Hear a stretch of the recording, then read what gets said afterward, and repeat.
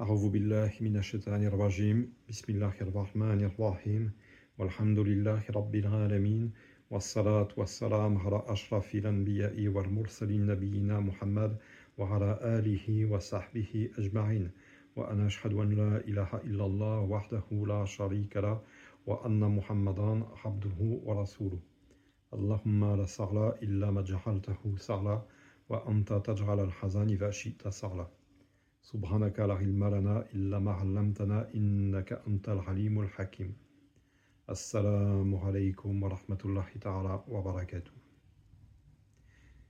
Quel est le but de la vie matérielle, de la vie sur terre? Pourquoi Allah subhanahu wa ta'ala nous a-t-il existenciés? Le but de la vie matérielle, a priori, c'est adorer Allah subhanahu wa ta'ala. Car Allah subhanahu wa ta'ala nous dit « Je n'ai créé les djinns et les hommes que pour qu'ils m'adorent ». Mais en quoi cela consiste-t-il exactement? S'agit-il simplement d'attester, de prier, de jeûner, de faire l'aumône et le pèlerinage? Non, ça ne suffit pas à l'adoration parfaite. L'adoration parfaite d'Allah subhanahu wa ta'ala, concrètement, c'est le connaître et le faire connaître. Car on ne peut pas adorer Allah subhanahu wa ta'ala mécaniquement sans le connaître. Le cœur n'y serait pas. On ne peut pas adorer sincèrement ce qu'on ne connaît pas sous peine d'hypocrisie. Et c'est pourtant ce que font mécaniquement des millions de fidèles. Cette pratique mécanique dénuée de connaissances qui se limite au geste, ça s'appelle l'islam. Or, la religion, dans sa complétude, c'est l'accomplissement de l'islam, de l'iman et de l'ihsan. Cet accomplissement se fait au terme d'un parcours initiatique qui consiste en un cheminement spirituel, et qui dit parcours initiatique dit maître. Donc, le but de la vie, c'est de trouver un maître qui va nous faire cheminer vers la connaissance d'Allah, subhanahu wa ta'ala, d'une part, et nous apprendre à le faire connaître d'autre part.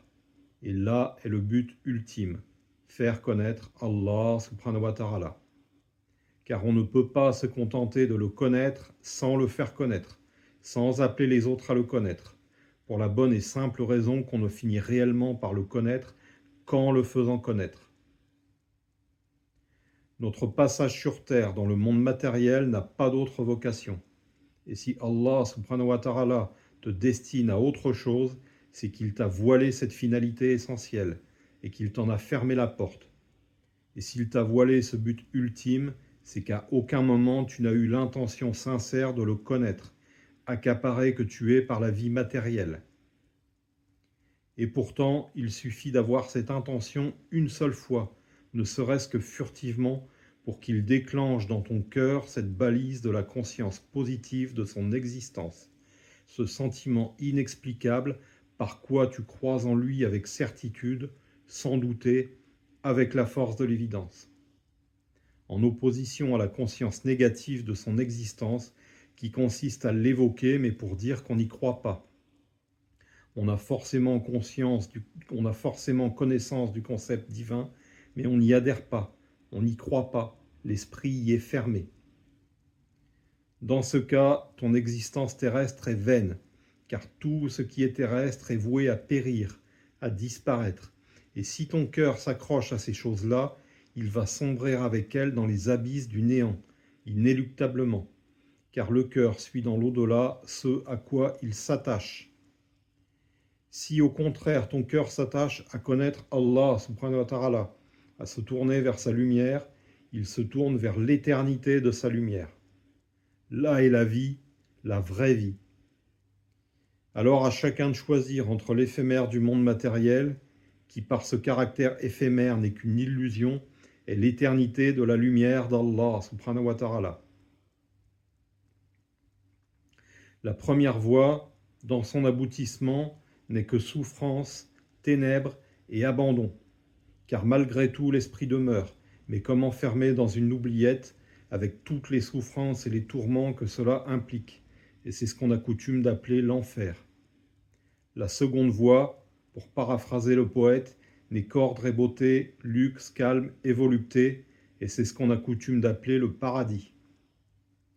Mais cela passe nécessairement par l'effort de connaître et faire connaître ici-bas Allah subhanahu wa ta'ala.